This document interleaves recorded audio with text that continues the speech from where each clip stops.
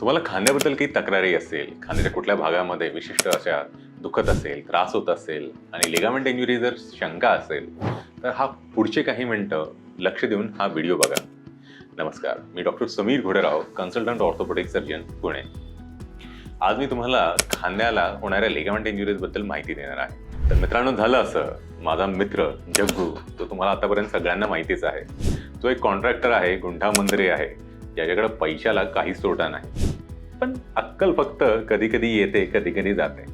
हा जग्गू जेव्हा माझ्या केबिनमध्ये येतो तेव्हा असा काही रुबाबात येतो की हॉस्पिटल त्याचंच आहे आणि मी तिथं काम करतोय. आला की मस्तपैकी असा मोबाईल त्याच्या कानाला असणार, एक मोबाईल असणार आणि असा रुबाबात तो येणार, बसणार चेअरवरती. हा डॉक्टर बोल आता.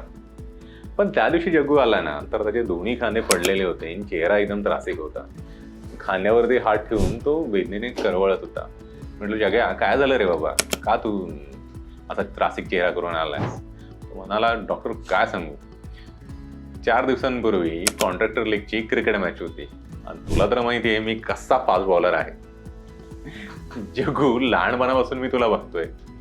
शोएब अख्तर नंतर जर कोणी फेकणारा बॉलर असेल तर तो तू असेल. त्याच्यामुळे फास्ट बॉलर वगैरे तर मला सांगूच नकोस. जग्या वरमला, पण तो काही मान्य करत नाही की तो फेकतो म्हणून. तर त्या दिवशी मॅचमध्ये त्याने बॉलिंग टाकता टाकता प्रचंड वेगाने टाकण्याचा प्रयत्न केला आणि खटकन जॉईंटचा राखला. जग्गू छातलोम खेळायला लागला. बरं, जग्याने तेवढ्यावरती थांबवणार. त्याने मस्तपैकी खाटखूट काहीतरी केलं आणि जागेवरती बसला ना, त्याचे टीममेट्स तर अक्षरशः पागल झाले की जग्याने अख्खी मॅच चालू असताना असं काय केलं. बघतच राहिले. जग्गू वरतून रुबावत म्हणतो, भावाचा नाद नाही करायचा. तुम्ही तो रोहित शर्माचा व्हिडिओ बघितलाय? मॅच चालू असताना त्याचा खांदा निखळतो आणि त्याने असं काहीतरी मॅन्युअर करून जागेवर बसलो. प्रचंड व्हायरल झालेला तो व्हिडिओ. जग्याने पण तसंच काहीतरी केलं. मी त्याला विचारलं, जग्या, पहिल्यांदा तुझा खांदा निखळलाय का याच्या अगोदरही असं झालंय? म्हटलं, डॉक्टर, माझा इतका वेळा खांदा निखळतो ना की आता तर मी हाडवैद्याकडे जाणंही बंद केलं आहे. म्हटलं, तू हाडवैद्याकडे जातोस? अरे, तुझा मित्र इथं ऑर्थोपेडिक सर्जन आहे, तू स्वतः शिकलेला आहेस, पैसेवाला आहेस आणि तू हाडवैद्याकडे जातोस. जग्या म्हणाला, अरे डॉक्टर, काय आहे करायचं, तो जवळ आहे, सोपा आहे आणि पटकन करून देतो. जेव्हा माझा पहिल्यांदा खांदा निखळला मी तेव्हा त्याच्याकडेच गेलो होतो. त्याने खाटखूट ओढलं आणि बसून दिला जागेवरती. तुमच्याकडे गेलं की तुम्ही म्हणता ऍडमिट करा, हे करा, ते करा, भरती करा, ऑपरेशन करा. म्हटलं, आपलं हाडवैद्य बरा. म्हटलं, अरे राजा, तू हाडवैद्याकडे जाऊन तुझ्या खांद्याचं किती नुकसान करून घेतलंय याची काही कल्पना? म्हटलं, डॉक्टर, आता जाऊ दे ना, आता कशाला मला रागवतोस, ह्याचं काय करायचं ते मला सांग.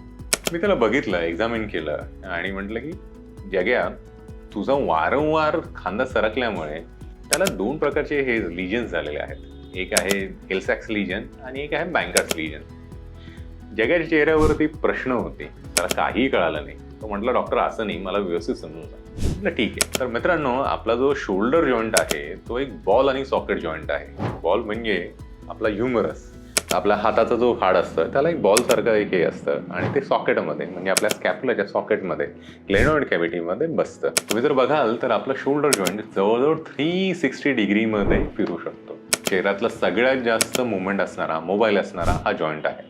हे त्याचं ॲडव्हान्टेज जरी असलं तरी एक डिसएडव्हान्टेज आहे की यामुळेच हा शरीरातला सगळ्यात जास्त कॉमनली डिस्लोकेट होणारा जॉईंट आहे. आणि डिस्लोकेट होताना जेवढा तो जास्त वेळा डिस्लोकेट होईल तेव्हा त्याच्या आजूबाजूचं मांस तर फाटतंच, सोबत त्या बॉललाही इंजुरी होते. जे सॉकेट असतं त्याच्यावरती तो बॉल घासून हिल-सॅक्स असं लिजन होतं आणि हे सॉकेट अजून खोलगट करण्यासाठी शरीराने एक लॅब्रम नावाचं एक आवरण दिलेलं असतं, तेही फाटतं.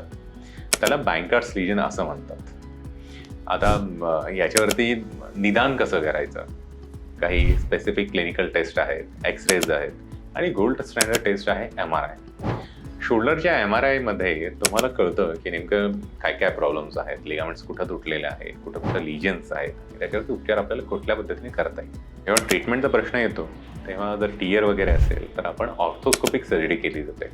ऑर्थोस्कोपिक म्हणजे की होल, पिन होल सर्जरी. त्याच्यामध्ये एका बाजूने कॅमेरा टाकला जातो, एका बाजूने सगळी हातकरं टाकली जातात आणि जे काही टिश्यूज फाटलेले आहेत ते रिपेअर केले जातात. ऑर्थोस्कोपिक सर्जरीचा फायदा असा ही की होल सर्जरी असल्यामुळे तिथं रक्तस्राव फार कमी प्रमाणात होतो. रक्तस्राव कमी झाला, चिरफाड कमी झाली तर टिश्यूची इंजुरी कमी प्रमाणात होते आणि हिलिंग फास्टर होते. यासोबतच पेशंटचा जो रुग्णालयामध्ये राहण्याचा कालावधी आहे, ॲडमिशन पिरियड आहे, तोही कमी होतो. डिस्चार्ज लवकर होतो आणि इन्फेक्शनचे रेट्स, पेन, वेदना हेही कमी होतं. पेशंटची रिकव्हरी फास्ट होत आहे. याला प्रचंड कौशल्य लागतं, पण ह्या ट्रीटमेंटचे रिझल्ट्स अत्यंत शानदार उत्तम आहेत आणि याचा सक्सेस रेट खूप चांगला आहे. तर पुढच्या वेळी जेव्हा केव्हा तुम्हाला अशी काही इंजुरी होईल तेव्हा हाडवैद्याकडे जाऊ नका, अंगावरती काढू नका. कारण पुढं अशी वेळ झाली की जग्गूला ब्रश करताना, कंगवा करतानाही त्याचा खांदा सटकायला लागला. त्याने शिकून घेतलं खांदा कसा जागेवरती बसवायचा, पण ज्या वेळेस तो स्वतःहून खांदा जागेवरती बसवत होता त्या वेळेस तो अजून एक नवीन इंजुरी त्याच्या शोल्डर जॉईंटला करत होता. तर कृपया तुम्ही तर सुज्ञ आहात, असं काही झालं तुम्हाला तुमच्या ओळखीतल्या मित्रांना, नातेवाईकांना, तर लवकरात लवकर जाऊन तुमच्या जवळच्या ऑर्थोपेडिक सर्जनचा सल्ला घ्या किंवा आम्हाला कॉन्टॅक्ट करा. या अशाच उपयुक्त माहितीसाठी बघत राहा silver line bone and joint क्लिनिकचं यूट्यूब चॅनल. तर आता रजा घेतो तुमची. नमस्कार.